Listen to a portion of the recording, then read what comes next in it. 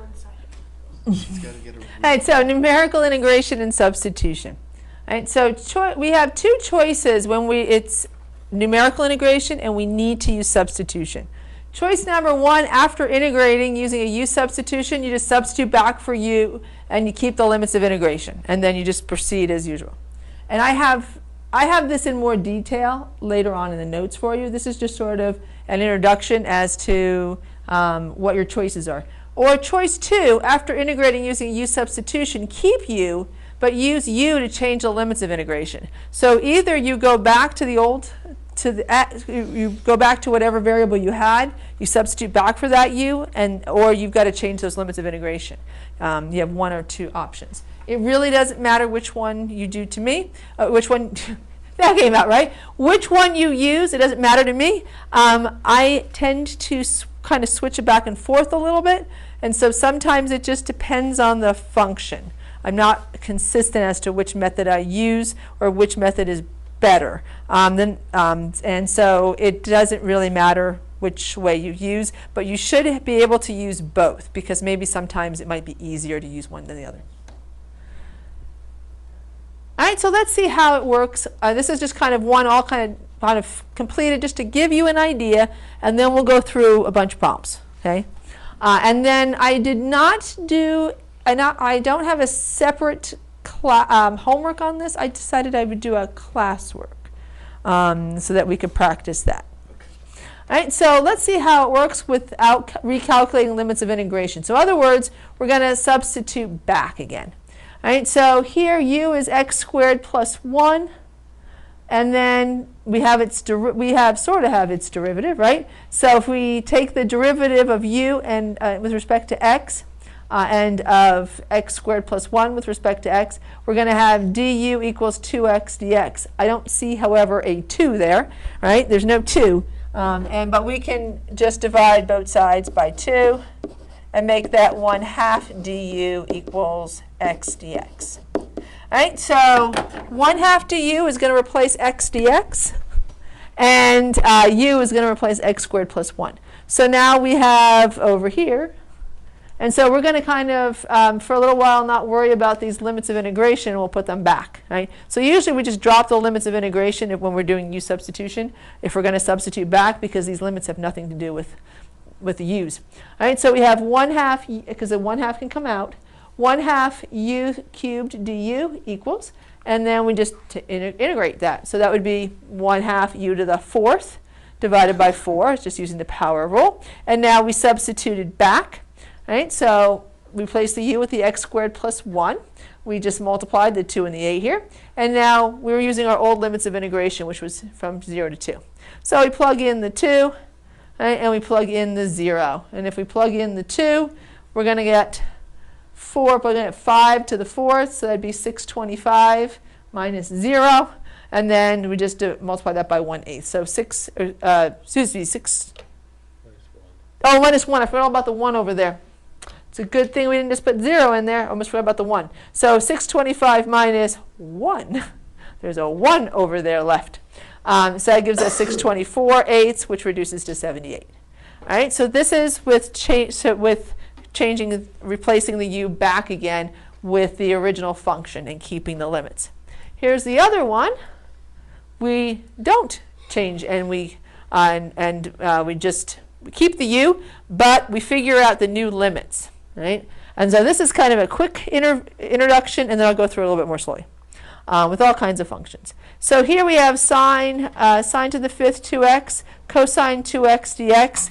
The one with the exponent's got to be the u, right? If there was no exponent, it actually wouldn't matter who u was at all. You can pick either one of them. So sine 2x has to be the u, right? And that's going to be raised to the 5th power.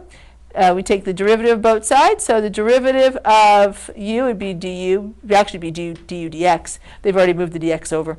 And then the derivative of sine 2x would be a chain rule, so we'd have 2 cosine 2x, and we happen to have cosine 2x dx, but no 2. So we're missing the 2 again.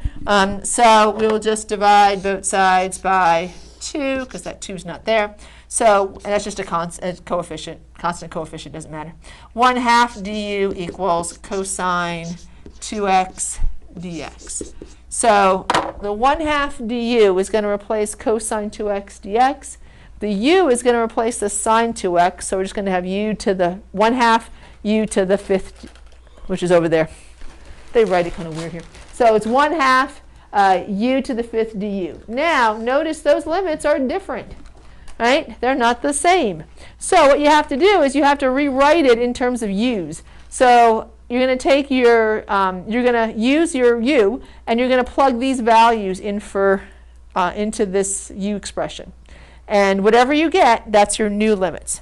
All right, so we plug in a 0 here, we'd have sine 0, so that stays 0. If we plug in the pi eighths, we're going to have 2 times pi eighths is going to give us pi fourths. Right? And so pi fourths, that is that. And you're only looking for the one value. So you're not going to solve and get 2 values because, actually, I'm sorry, we're just solving here. So I'm thinking of arc sine where we'd get 2 values. So we're just plugging in for pi fourths. Sorry, I was thinking something else for a second there. So we have 1 square root of 2. It's just our 45, 45, 90 right triangle. And you can just leave it as 1 over square root of 2, or you can make it square root of 2 over 2. Doesn't really matter to me. And so now we're going to use those limits with our new function, and we won't substitute back. I need more. I think I'm tangled here. I feel kind of tethered. All right, actually, babies. we're going to move the computer. Oh, no, we can't. Oh, I'm stuck in this location. All right. I'll write for you. No. Okay. All right, so we're going to integrate u to the 5th du. That would give us u to the 6 divided by 6 du. All right, so, and then we would evaluate from 0 to 1 over square root of 2. All right, so now you got something really easy to plug into because you already did the work over here.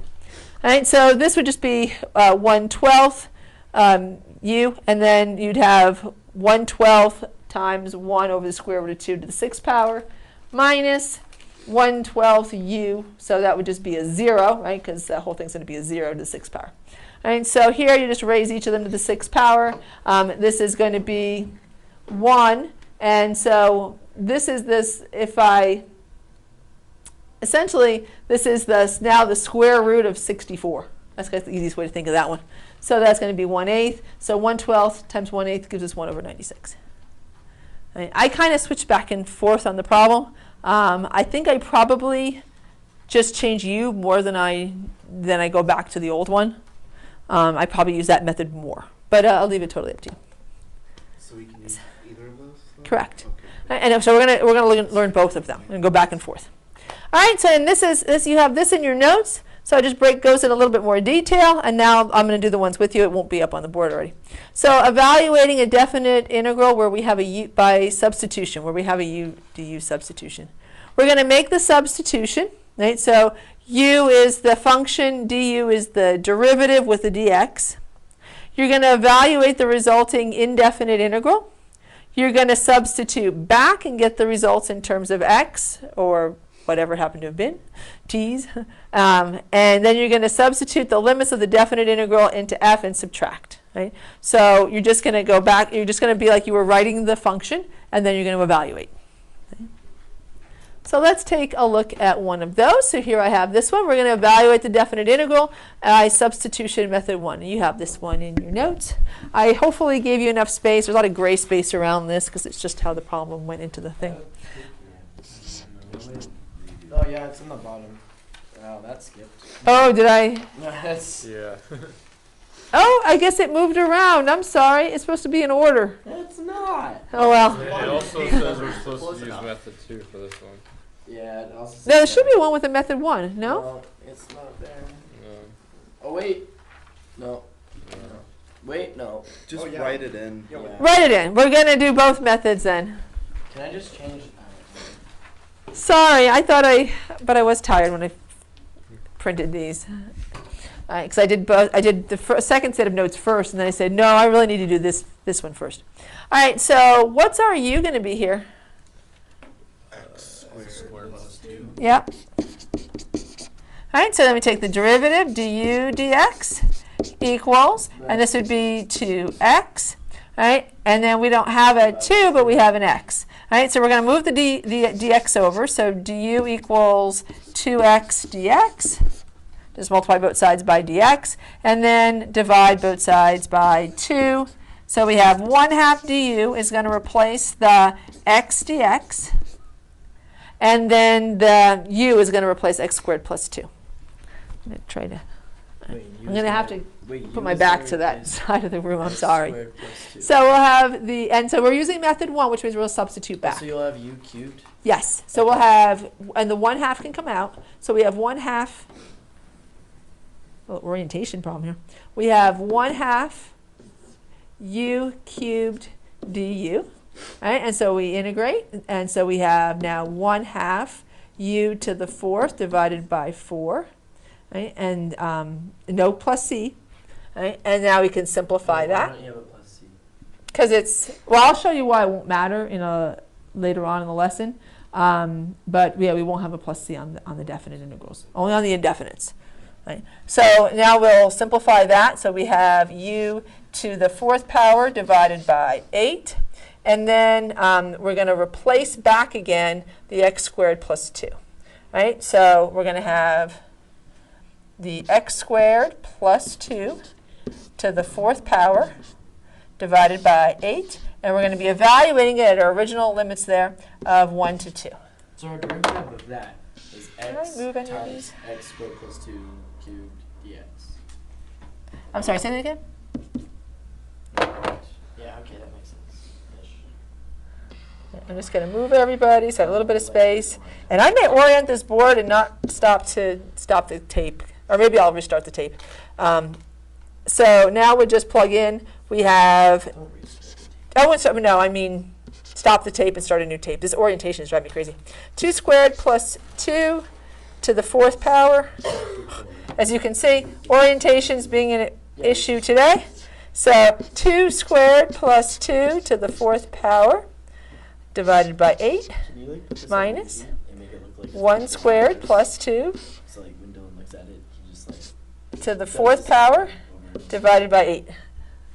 So sorry about that. All right, so that'd be 4 plus 2, that'd be 6 to the 4th power divided by 8 minus, and not 64, it almost looks like. So this would be 3 to the 4th power divided by 8. So this one here is 81/8. And then how about 6 to the 4th power? I know, 6 cubed. What is that number? to 120. What's that? Wait, The six- x, or is it? 6 times That's a 1 squared Okay. plus 2. So they, okay. 208, 405. So it'd be 216, it'd be 216 times 6. What are we calculating? 1,000. 6 to the 4th. 200 and 1,296. Okay, 1,296. Yeah. I thought I knew that too. 12968. So now we'll just subtract that. So that's going to give us 1215. 8. which is 12. That's not going to reduce. I'm going to say, there's no way that reduces. Yeah. The only factors of 8 are 2. All right, so here's one example. We're going to do some more examples right after I orient. I was gonna say you should like put it on like repeat.